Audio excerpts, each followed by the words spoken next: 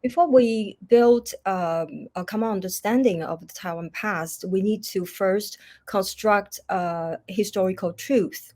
And that means we need to do a very serious and rigorous historical studies of the past. And that work should based on two sources. One is the overall history of the survivors and also their families. And the other side is to do a serious work on the archives.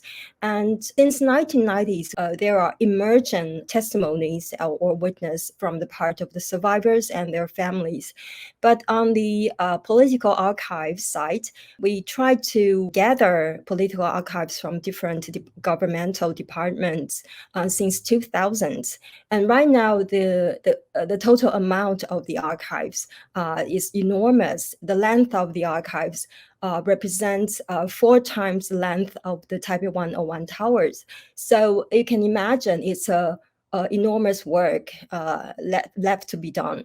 How hard has it been to carry out the work on such a sensitive topic? I think there are two aspects of the difficulties. One is that relative indifference of the society.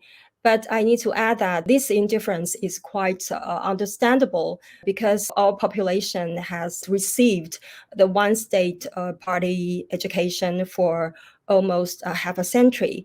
And the second part of the difficulty is the complexity of the task of the transitional justice itself. When do you expect that Taiwan can forgive and move on from this incident? Only the victim, the survivors, and their families can decide whether or not they are going to forgive the aggressors.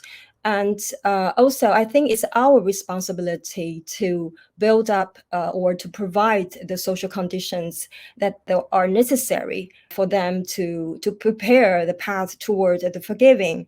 And as you know that when we want to forgive, he or she need to have the person in the face-to-face situation and to ask apology.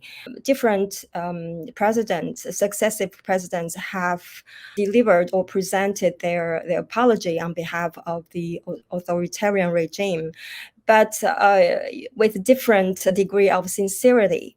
And I think for the survivors and their families to really be prepared to say they are ready to forgive, you need the aggressor or the representatives of the former regime to show a sincere apology. And they need also a social recognition of their suffering.